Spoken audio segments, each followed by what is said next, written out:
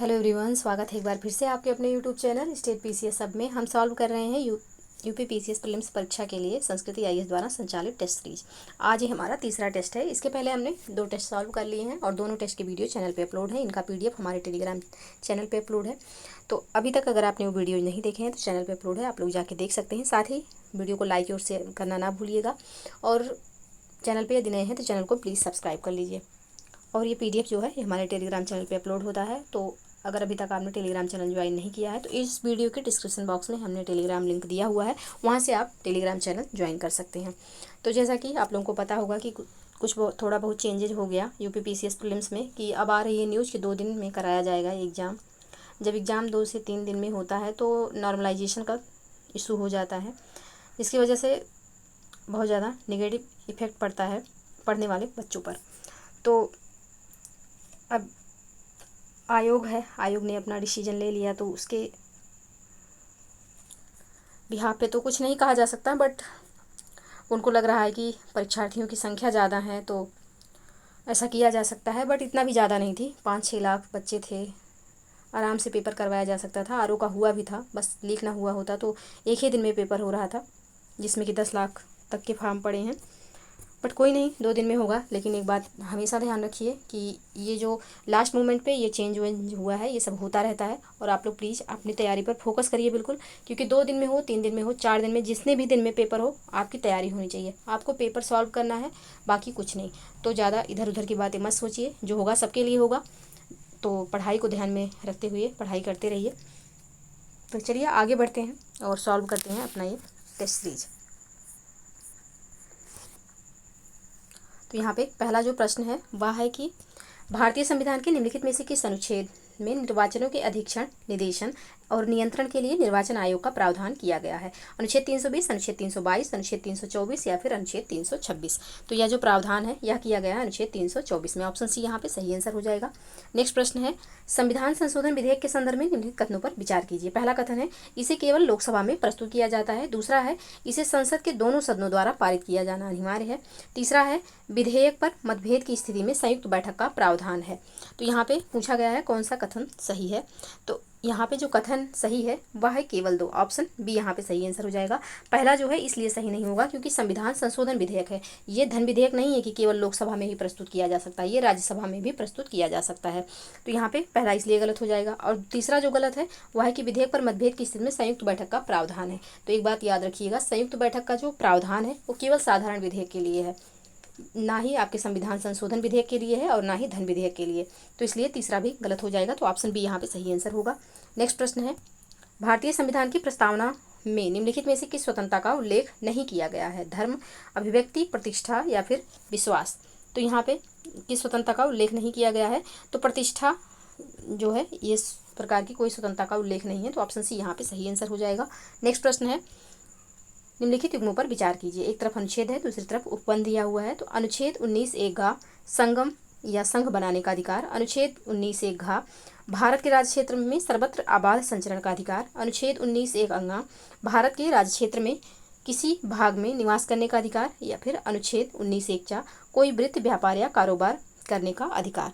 अब यहाँ पे नीचे पूछा गया है कि उपयुक्त युग्मों में से कौन सही सुमेलित है। तो यहाँ पे चारों सही सुमेलित हैं, ऑप्शन डी यहाँ पे सही आंसर हो जाएगा। नेक्स्ट प्रश्न है, निम्नलिखित में से कौन विषय 11वीं अनुसूची में शामिल है? सार्वजनिक वितरण प्रणाली, गरीबी उन्मूलन कार्यक्रम, अग्निशमन सेवाएं या फिर वधशालाओं और चर्म शोधनशालाओं का विनियमन। तो कौन सा इसमें से 11वीं अनुसूची में शामिल है, ये पूछा गया है। तो 11वीं अनुसूची में जो शामिल है वह है ऑप्शन डी, यानी कि सभी यहाँ पे,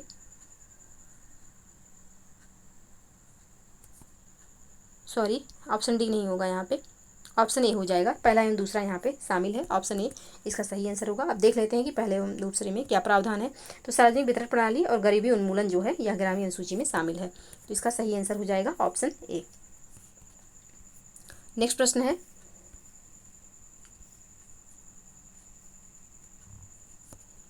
भारतीय संविधान का निम्नलिखित में से कौन सा उपबंध यूएसए के संविधान से लिया गया है? विधि का शासन, अवशिष्ट शक्तियों का सिद्धांत, विधायिका में अध्यक्ष का पद, न्यायिक पुनरावलोकन की शक्ति। तो यहाँ पे यूएसए से जो लिया गया है वह लिया गया है न्यायिक पुनरावलोकन की शक्ति। ऑप्शन डी यहाँ पे सही आंसर हो जाएगा। नेक्स्ट प्रश्न है, निवारक नज़रबंदी के अंतर्गत किसी व्यक्ति को अधिकतम कितनी अवधि तक कारावास में रखा जा सकता है? तो निवारक निरोधक अधिनियम के तहत जो किसी व्यक्ति को अधिकतम कारावास में कितने दिन तक रखा जा सकता है? तो 3 माह तक रखा जाएगा। ऑप्शन सी यहाँ पे सही आंसर हो जाएगा। नेक्स्ट प्रश्न है, निम्नलिखित युग्मों पर विचार कीजिए। एक तरफ राज्य है, दूसरी तरफ गठन का वर्ष दिया हुआ है। गुजरात 1960, महाराष्ट्र 1961, पंजाब 1965, हरियाणा 1966। अब यहाँ पे नीचे दिया गया है कि निम्नलिखित में से कौन सुमेलित है? तो यहाँ पे पहला एवं चौथा सुमेलित है, तो ऑप्शन बी यहाँ पे सही आंसर हो जाएगा। सिर्फ पहला एवं चौथा यहाँ पे सही सुमेलित है। नेक्स्ट प्रश्न है, निम्नलिखित में से किस संविधान संशोधन द्वारा संपत्ति के अधिकार को मौलिक अधिकार के स्थान पर विधिक अधिकार के रूप में सूचीबद्ध किया गया? 42वां संविधान संशोधन, 44वां संविधान संशोधन, 54वां संविधान संशोधन या फिर 56वां संविधान संशोधन? किसके द्वारा किया गया? तो यह किया गया 44वां संविधान संशोधन 1978 के द्वारा। ऑप्शन बी यहाँ पे सही आंसर हो जाएगा। नेक्स्ट प्रश्न है, भारतीय संविधान के अनुच्छेद 21 द्वारा प्रदत्त अधिकारों के अंतर्गत निम्नलिखित में से कौन सा अधिकार सम्मिलित नहीं है? शोषण मुक्त एवं गरिमा पूर्ण जीवन का अधिकार। ऑप्शन बी है आश्रय और आजीविका का अधिकार। ऑप्शन सी है हिरासत में शोषण के विरुद्ध अधिकार। ऑप्शन डी है स्वयं अपने विरुद्ध साक्षी होने से संरक्षण। तो यहाँ पे ऑप्शन डी में जो अधिकार दिया हुआ है यह अनुच्छेद 20 में है, ना कि 21 में। तो ऑप्शन डी यहाँ पे सही आंसर हो जाएगा। नेक्स्ट प्रश्न है, नीति निर्देशक तत्व के बारे में प्रश्न है कि राज्य के नीति निर्देशक तत्वों के संदर्भ में निम्नलिखित कथनों पर विचार कीजिए। पहला कथन है, इसका उद्देश्य सामाजिक एवं आर्थिक न्याय सुनिश्चित करना है। दूसरा है, यह न्यायपालिका द्वारा परिवर्तनीय नहीं है। तीसरा है, संसद निर्देशक तत्वों को लागू करने हेतु मौलिक अधिकारों में संशोधन नहीं कर सकती। तो यहाँ पे पूछा गया कौन सा सही है, तो इसका जो सही कथन होगा, सही ऑप्शन जो होगा यहाँ पे वह हो जाएगा ऑप्शन ए, यानी कि पहला एवं दूसरा यहाँ पे बिल्कुल सही है, तीसरा गलत है। ऑप्शन ए यहाँ पे सही आंसर हो जाएगा। नेक्स्ट प्रश्न है, संविधान की 6ठी अनुसूची में कुछ राज्यों में जनजातीय क्षेत्रों के प्रशासन के संदर्भ में उपबंध किया गया है। निम्नलिखित में से कौन सा राज्य इसमें सम्मिलित नहीं है? तो जो 6ठी अनुसूची में प्रावधान किया गया है 4 राज्यों के लिए, वह है असम, त्रिपुरा, मिजोरम और मेघालय। सिक्किम के लिए यहाँ पे कोई प्रावधान नहीं है, तो ऑप्शन बी यहाँ पे सही आंसर हो जाएगा। नेक्स्ट प्रश्न है, लोकसभा अध्यक्ष के द्वारा किसी विधेयक को धन विधेयक के रूप में मान्यता देने के लिए उस विधेयक में निम्नलिखित में से किन उपबंधों का होना आवश्यक है? पहला है, भारत सरकार द्वारा लिए जाने वाले ऋणों का विनियमन। दूसरा है, आकस्मिकता निधि की अभिरक्षा। तीसरा है, संचित निधि में धन का विनियोग। और चौथा है, किसी व्यय को संचित निधि पर भारित करना। नीचे दिए गए कूट का प्रयोग करके सही उत्तर यहाँ पे चयन करना है। तो यहाँ पे चारों प्रावधान होना आवश्यक है। ऑप्शन डी यहाँ पे सही आंसर हो जाएगा। नेक्स्ट प्रश्न है, निम्नलिखित में से कौन राष्ट्रपति के निर्वाचक मंडल में शामिल नहीं है? लोकसभा के निर्वाचित सदस्य, राज्यसभा के निर्वाचित सदस्य और विधान सभा के निर्वाचित सदस्य, ये तीनों जो हैं यह राष्ट्रपति के निर्वाचक मंडल में शामिल होते हैं। विधान परिषद के निर्वाचित जो सदस्य होते हैं ये राष्ट्रपति के निर्वाचक मंडल में शामिल नहीं होते। तो ऑप्शन डी यहाँ पे सही आंसर हो जाएगा। नेक्स्ट प्रश्न है, लोक लेखा समिति के संदर्भ में निम्नलिखित कथनों पर विचार कीजिए। पहला है, इस समिति का उद्देश्य सरकारी सेवाओं में वित्तीय अनियमितताओं की ओर ध्यान आकर्षित करना है। दूसरा है, यदि किसी मंत्री को समिति का सदस्य नियुक्त किया जाता है तो वह स्वतः ही समिति का अध्यक्ष हो जाता है। तीसरा है, राज्यसभा के सदस्य इस समिति में सह सदस्य होते हैं। अब यहाँ पे कौन सा सही है? तो इसका जो सही आंसर हो जाएगा यह हो जाएगा ऑप्शन बी, यानी कि पहला एवं तीसरा सही है। तो ऑप्शन बी यहाँ पे सही आंसर हो जाएगा, दूसरा सही नहीं है। नेक्स्ट प्रश्न है, निम्नलिखित में से कौन सी लोकसभा की विशेष शक्ति या शक्तियाँ हैं? पहला है, धन विधेयक में संशोधन प्रस्तावित करना। दूसरा है, मंत्रिपरिषद का सामूहिक उत्तरदायित्व। तीसरा है, कार्यपालिका पर नियंत्रण। और चौथा है, उपराष्ट्रपति के निर्वाचन में भागीदारी। नीचे दिए गए कूट का प्रयोग करके सही उत्तर का यहाँ पे चयन करना है। तो यहाँ पे जो इसका सही आंसर हो जाएगा वह हो जाएगा ऑप्शन बी, सिर्फ दूसरा सही है। तो ऑप्शन बी यहाँ पे सही आंसर हो जाएगा। नेक्स्ट प्रश्न है, राष्ट्रीय आपातकाल की उद्घोषणा के संदर्भ में निम्नलिखित कथनों में से कौन सा सही है? तो राष्ट्रीय आपातकाल के उद्घोषणा के संबंध में यहाँ पे जो दिया हुआ है, संसद द्वारा 6 माह में प्रस्तावित करके इसे कितनी भी अवधि के लिए बढ़ाया जा सकता है। तो ऑप्शन डी यहाँ पे सही आंसर हो जाएगा। नेक्स्ट प्रश्न है, निम्नलिखित में से कौन सी भारतीय संविधान में वर्णित धर्मनिरपेक्षता की विशेषता नहीं है? तो यहाँ पे धर्मनिरपेक्षता की विशेषता कौन सी नहीं है? तो यहाँ पे जो दिया हुआ है कि धर्मों में राजसत्ता के सैद्धांतिक हस्तक्षेप की अनुमति नहीं है। यह यहाँ पे सही नहीं है, तो ऑप्शन डी यहाँ पे सही आंसर हो जाएगा। नेक्स्ट प्रश्न है, लोकसभा में अनुसूचित जनजाति के लिए कितने स्थान आरक्षित किए गए हैं? तो लोकसभा में अनुसूचित जनजाति के लिए 47 स्थान आरक्षित हैं, ऑप्शन ए यहाँ पे सही आंसर हो जाएगा। नेक्स्ट प्रश्न है,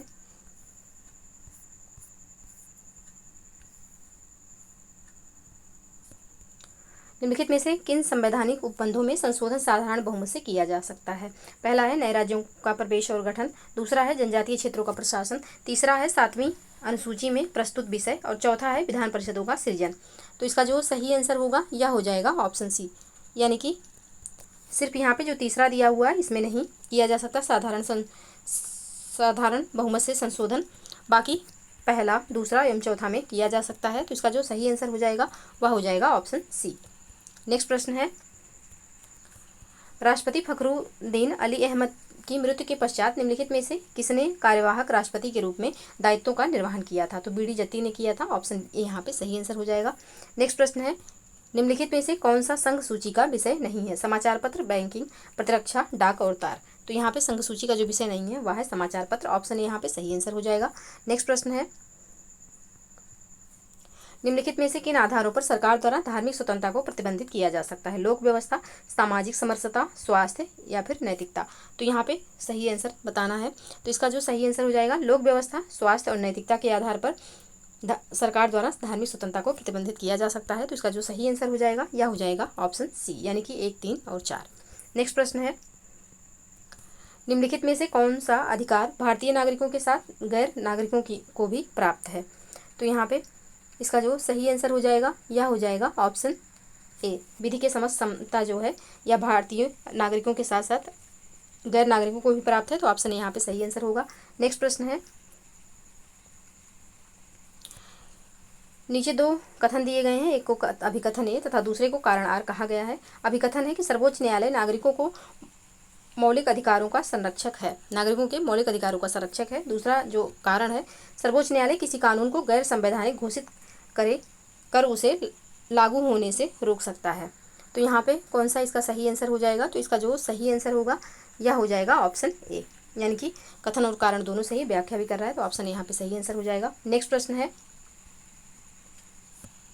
वर्णांधता के संदर्भ में निम्नलिखित कथनों पर विचार कीजिए। पहला है यह एक आनुवंशिक विकार है, दूसरा है इस रोग में महिलाओं की ग्रसित होने की संभावना सर्वाधिक है, तीसरा है इसमें व्यक्ति लाल एवं हरे रंग में विभेद नहीं कर पाता। तो कौन सा यहाँ पे सही है? तो इसका जो सही आंसर हो जाएगा यह हो जाएगा ऑप्शन बी, यानी कि पहला एवं तीसरा सही है, ऑप्शन बी यहाँ पे सही आंसर हो जाएगा। क्योंकि इसमें जो महिलाओं के ग्रसित होने की संभावना सर्वाधिक, ये गलत है, पुरुषों के ग्रसित होने की संभावना सर्वाधिक होती है वर्णांधता में, तो दूसरा इसलिए गलत हो जाएगा, पहला एवं तीसरा सही है, तो ऑप्शन बी सही आंसर हो जाएगा। नेक्स्ट प्रश्न है, निम्नलिखित युग्मों में कौन सा सुमेलित नहीं है? एक तरफ हार्मोन है, दूसरी तरफ कार्य दिया हुआ है। प्रोजेस्टेरॉन दुग्ध ग्रंथियों का परिवर्धन, एस्ट्रोजन मादा में द्वितीयक लक्षणों का प्रकटन, ऑक्सीटोसिन गर्भाशय संकुचन को प्रेरित करना, कार्टिसोल गर्भाशय ग्रीवा को प्रसव के लिए तैयार करना। तो यहाँ पे कौन सा सही सुमेलित नहीं है? तो इसका जो सही आंसर हो जाएगा वह हो जाएगा ऑप्शन डी। यहाँ पे जो दिया हुआ है कार्टिसोल गर्भाशय ग्रीवा को प्रसव के लिए तैयार करना, यह सही नहीं है, तो ऑप्शन डी यहाँ पे सही आंसर हो जाएगा। नेक्स्ट प्रश्न है, निम्नलिखित में से कौन सा किसी व्यक्ति द्वारा अत्यधिक धूम्रपान का परिणाम है? पहला है रक्त में कार्बन मोनोऑक्साइड की मात्रा में वृद्धि, दूसरा है हिम आबद्ध ऑक्सीजन की सांद्रता में कमी, तीसरा है हृदय स्पंदन दर में कमी। अब यहाँ पे नीचे दिए गए कूट का प्रयोग करके सही उत्तर का चुनाव करना है। तो यहाँ इसका जो सही आंसर हो जाएगा वह हो जाएगा ऑप्शन बी, यानी कि पहला एवं दूसरा। रक्त में कार्बन मोनोऑक्साइड की मात्रा में वृद्धि हो जाएगी और हिम आबद्ध ऑक्सीजन की सांद्रता में कमी हो जाएगी, तो ये दोनों हो जाएगा, तीसरा यहाँ पे नहीं होगा, तो ऑप्शन बी यहाँ पे सही आंसर हो जाएगा। नेक्स्ट प्रश्न है,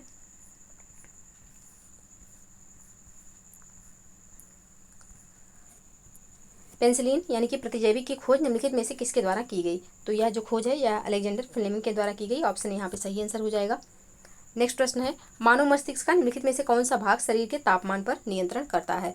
तो मानव मस्तिष्क का जो भाग है वह है हाइपोथैलेमस, जो कि शरीर के तापमान पर नियंत्रण करता है, ऑप्शन यहाँ पे सही आंसर हो जाएगा। नेक्स्ट प्रश्न है, डीएनए के संदर्भ में निम्नलिखित कथनों पर विचार कीजिए। पहला है इसका प्राथमिक कार्य प्रोटीन का संश्लेषण है, दूसरा है इसमें थायमिन उपस्थित होता है, तीसरा है इसमें यूरेसिल की पर्याप्त मात्रा पाई जाती है। उपयुक्त कथनों में से कौन सा सही है? तो यहाँ पे इसका जो सही आंसर हो जाएगा वह हो जाएगा ऑप्शन बी। केवल यहाँ पे दूसरा सही है, पहला एवं तीसरा सही नहीं है, क्योंकि यूरेसिल जो है यह आरएनए में पाया जाता है, ना कि डीएनए में। तो ऑप्शन बी यहाँ पे सही आंसर होगा। नेक्स्ट प्रश्न है, निम्नलिखित में से कौन पादप में वाष्पोत्सर्जन का उद्देश्य है? पहला है प्रकाश संश्लेषण क्रिया के लिए जल का संभरण, दूसरा है मृदा से प्राप्त खनिजों का परिवहन, तीसरा है पत्ती की सतह को शीतल कर रखना। दिए गए कोड का प्रयोग करके सही उत्तर का चयन करना है। यहाँ पे कौन सा यहाँ पे सही होगा? तो इसका जो सही आंसर हो जाएगा वह होगा ऑप्शन डी, यानी कि तीनों यहाँ पे सही है। ऑप्शन डी यहाँ पे सही आंसर हो जाएगा। नेक्स्ट प्रश्न है, निम्नलिखित में से कौन सा सही सुमेलित है? एक तरफ क्रोमोसोमीय विकार दिया हुआ है, दूसरी तरफ प्रभाव। टर्नर सिंड्रोम मानसिक विकास अवरुद्ध, डाउन सिंड्रोम द्वितीयक लैंगिक लक्षणों का अभाव, क्लाइनर फेल्टर सिंड्रोम बांझपन, और ऑप्शन डी में है रेडमैन सिंड्रोम एड्रीनेलिन हार्मोन का अत्यधिक श्रवण।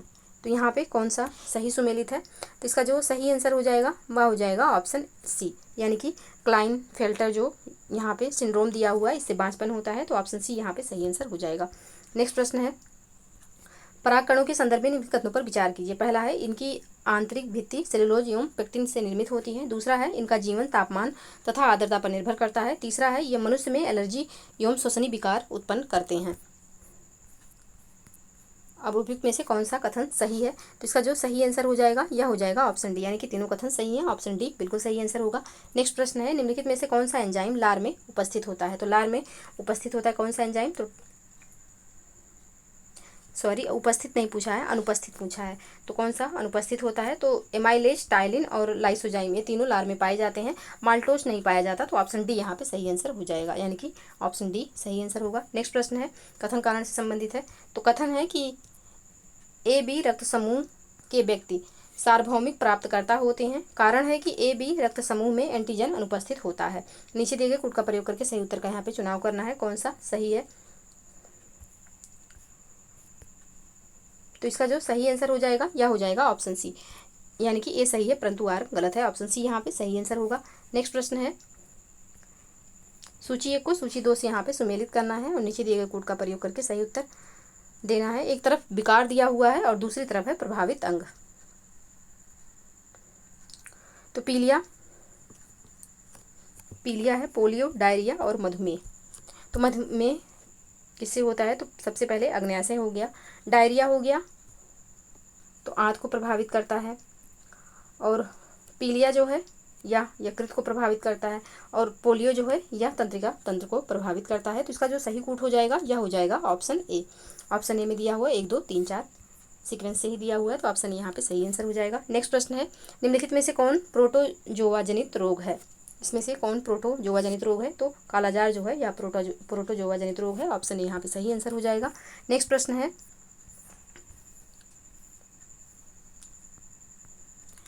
निम्नलिखित में से कौन से आनुवंशिक विकार हैं? Sickle cell anaemia, haemophilia, sleeping sickness या फिर डाउन सिंड्रोम। नीचे दिए गए कोड का प्रयोग करके सही उत्तर यहाँ पे बताना है।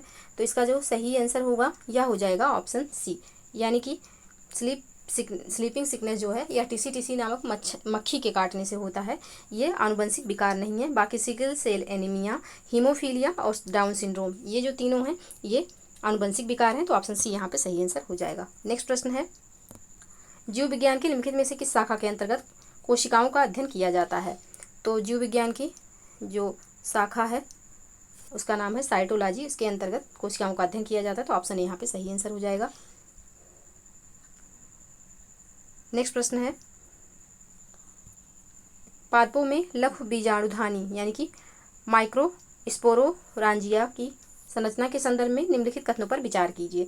इनकी भित्ति 4 परतों में निर्मित होती है, दूसरा है एपिडर्मिस इसकी सबसे आंतरिक परत है, तीसरा है टेपिटेम की कोशिकाएं साइटोप्लाज्म से युक्त होती हैं। निम्नलिखित में से कौन सा सही है? तो इसका जो सही आंसर हो जाएगा यह हो जाएगा ऑप्शन बी, यानी कि पहला एवं दूसरा सही है, पहला एवं तीसरा सही है, दूसरा सही नहीं है। तो ऑप्शन बी यहाँ पे सही आंसर हो जाएगा।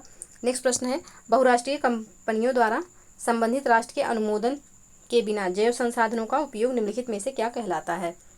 तो इसका जो उपयोग है यह कहलाता है बायोपायरेसी। ऑप्शन यहाँ पे सही आंसर हो जाएगा। नेक्स्ट प्रश्न है, निम्नलिखित में से किस विटामिन की कमी से मानव में रिकेट्स नामक रोग होता है? Vitamin A, vitamin B, vitamin C या फिर विटामिन डी। किस रोग किस विटामिन की कमी से रिकेट्स रोग होता है? तो यहाँ पे विटामिन डी की कमी से होता है। ऑप्शन डी यहाँ पे सही आंसर हो जाएगा। नेक्स्ट प्रश्न है, निम्नलिखित में से कौन सा प्रोटीन कार्य नहीं है? कोशिकाओं की वृद्धि में मरम्मत, हार्मोन का संश्लेषण, शरीर के तापमान का नियंत्रण, एंटीबॉडीज के रूप में शरीर की सुरक्षा।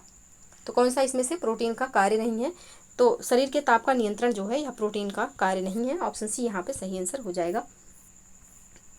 नेक्स्ट प्रश्न है, यहाँ पे सुमेलित करना है। एक तरफ पादप दिया हुआ है, दूसरी तरफ वर्ग दिया है।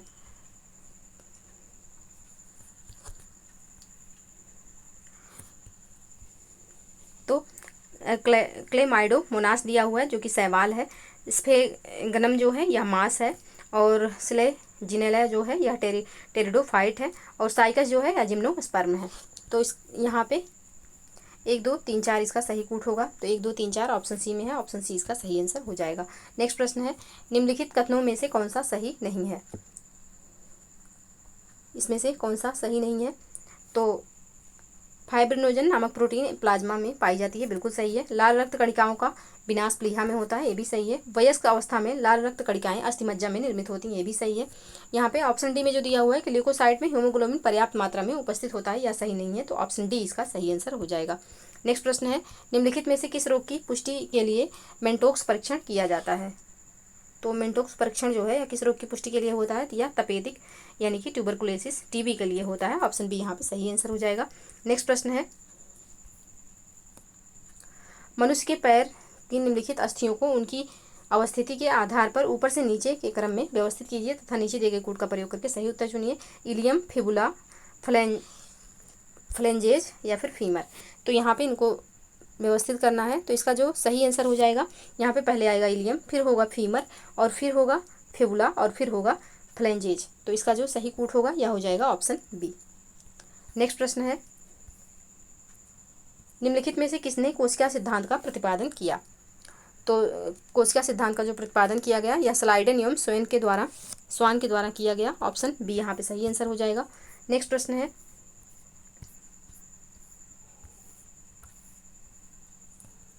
निम्नलिखित में से कौन सा सत्य फल है? आम, पपीता, अमरूद, नारियल। इसमें से कौन सा सत्य फल है? तो यहाँ पे आम जो है यह एक सत्य फल है। ऑप्शन ए यहाँ पे सही आंसर हो जाएगा। जबकि असत्य फल में क्या क्या आते हैं? तो नारियल जो है यह सत्य फल में आएगा, और साथ ही जो सेब है आपका ये भी असत्य फल में आता है, कटहल भी असत्य फल में आता है। तो ऑप्शन यहाँ पे सही आंसर हो जाएगा, सत्य फल में आता है आम। नेक्स्ट प्रश्न है, राष्ट्रीय कृषि ग्रामीण विकास बैंक की स्थापना निम्नलिखित में से किस समिति की सिफारिश पर की गई थी? तो राष्ट्रीय ग्रामीण विकास बैंक की स्थापना जो है यह हुई थी 1982 में। किसकी सिफारिश पर की गई थी? तो यह की गई थी शिवरमन स्मिथ की सिफारिश पर। ऑप्शन यहाँ पे सही आंसर हो जाएगा। 12 जुलाई 1982 को नाबार्ड की स्थापना की गई थी। ऑप्शन यहाँ पे सही आंसर होगा। नेक्स्ट प्रश्न है, निम्नलिखित में से कौन से मुद्रास्फीति से लाभान्वित होने वाले वर्ग हैं? ऋणी, कृषक, वेतनभोगी, उपभोक्ता। नीचे दिए गए कोड का प्रयोग करके सही आंसर यहाँ पे बताना है। तो ऋणी और कृषक को मुद्रास्फीति से लाभ होता है। तो ऑप्शन यहाँ पे सही आंसर हो जाएगा। नेक्स्ट प्रश्न है, भारत में मुद्रा के निर्गमन हेतु निम्नलिखित में से किस प्रणाली का प्रयोग किया जाता है? तो यहाँ पे किया जाता है न्यूनतम सुरक्षित कोष प्रणाली का। ऑप्शन बी यहाँ पे सही आंसर हो जाएगा। नेक्स्ट प्रश्न है, निम्नलिखित में से कौन से मुद्रा के अवमूल्यन का परिणाम है? निर्यात में वृद्धि, घरेलू उद्योगों को सुरक्षा, मुद्रास्फीति में कमी। नीचे दिए गए कोड का प्रयोग करके सही उत्तर यहाँ पे चुनना है। तो इसका जो सही आंसर हो जाएगा यह हो जाएगा ऑप्शन ए, यानी कि 1 और 2। निर्यात में वृद्धि होगी और उद्योगों में सुरक्षा होगी। तीसरा यहाँ पे नहीं होगा, तो ऑप्शन ए इसका सही आंसर हो जाएगा। नेक्स्ट प्रश्न है, निम्नलिखित में से कौन सा भारतीय रिजर्व बैंक की मौद्रिक नीति का उद्देश्य है? तो भारतीय रिजर्व बैंक की मौद्रिक नीति का उद्देश्य क्या है? तो इसका उद्देश्य है कि राजकोषीय घाटे में कमी की जाए। ऑप्शन डी यहाँ पे सही आंसर हो जाएगा। नेक्स्ट प्रश्न है, an inquiry into the nature and causes of the wealth of nations नामक पुस्तक के लेखक निम्नलिखित में से कौन है? तो इसके जो लेखक हैं यह हैं एडम स्मिथ। ऑप्शन यहाँ पे सही आंसर हो जाएगा। मेनली हम लोग जो बुक का नाम पढ़ते हैं इतनी बड़ी बुक है, जबकि इसका नाम जो है हम इतना ही पढ़ते हैं, वेल्थ ऑफ नेशन। तो ऑप्शन ए यहाँ पे सही आंसर हो जाएगा। और किसी दिन ये पूरा नाम दे के पूछ लिया एग्जाम में तो कंफ्यूज हो जाएंगे, इसलिए पूरा नाम 1-2 बार देख लीजिएगा। तो इसका जो पूरा नाम है यह है an inquiry into the nature and causes of the wealth of nation. किसका है? तो एडम स्मिथ जी का है। ऑप्शन यहाँ पे सही आंसर हो जाएगा। नेक्स्ट प्रश्न है, एक तरफ पद दिया हुआ है, दूसरी तरफ व्याख्या है। सकल राजकोषीय घाटा किसी वित्तीय वर्ष के अंतर्गत सरकार की कुल आय और व्यय का अंतर। राजस्व घाटा कुल राजस्व प्राप्ति की तुलना में कुल राजस्व व्यय का अंतर। तीसरा है प्राथमिक घाटा, सकल राजकोषीय घाटे से ब्याज की अदायगियों को घटाने से प्राप्त। तो उपयुक्त में से कौन सा सही सुमेलित है, यह पूछा गया है। तो यहाँ पे जो सही सुमेलित है वह है ऑप्शन ए, यानी कि पहला एवं दूसरा सही सुमेलित है, तीसरा सही सुमेलित नहीं है। तो ऑप्शन ए सही आंसर हो जाएगा। नेक्स्ट प्रश्न है, प्रत्यक्ष विदेशी निवेश के संदर्भ में निम्नलिखित कथनों पर विचार कीजिए। पहला है, यह किसी देश की आंतरिक संरचनाओं में विदेशी परिसंपत्तियों का निवेश है। दूसरा है, इसमें शेयर बाजार में लगी विदेशी पूंजी को भी सम्मिलित किया जाता है। अपनी उपयुक्त कथनों में से कौन सा सही है यहाँ? तो यहाँ पे जो सही कथन है वह है ऑप्शन ए, यानी कि केवल एक यहाँ पे सही है, दूसरा गलत है। तो ऑप्शन ए इसका सही आंसर हो जाएगा। नेक्स्ट प्रश्न है, आवर कॉमन फ्यूचर रिपोर्ट निम्नलिखित में से किससे संबंधित है? तो आवर कॉमन फ्यूचर रिपोर्ट जो है यह संबंधित है धारणीय विकास से। ऑप्शन सी यहाँ पे सही आंसर हो जाएगा। नेक्स्ट प्रश्न है, सरकार द्वारा राजस्व घाटे को कम करने के लिए निम्नलिखित में से कौन से कदम उठाए जा सकते हैं? विदेशी ऋणों का भुगतान, वेतन एवं पेंशन के भार में कमी, घाटे में चल रहे सार्वजनिक उपक्रमों का निवेश। इसमें से कौन सा कदम उठाया जा सकता है सरकार द्वारा राजस्व घाटे को कम करने के लिए? तो इसका जो सही आंसर होगा यह हो जाएगा ऑप्शन डी, यानी कि तीनों कदम उठाए जा सकते हैं। ऑप्शन डी यहाँ पे सही आंसर हो जाएगा। तो आज के लिए बस इतना ही रहने देते हैं। आगे का जो क्वेश्चन है वो नेक्स्ट वीडियो में सॉल्व करेंगे। तो आप लोग वीडियो को प्लीज़ लाइक और शेयर कर दीजिएगा। चैनल पे यदि नए हैं तो चैनल को प्लीज़ सब्सक्राइब कर लीजिए। मिलते हैं नेक्स्ट वीडियो में, तब तक के लिए आप लोग पढ़ते रहिए, स्वस्थ रहिए। जय हिंद, जय भारत।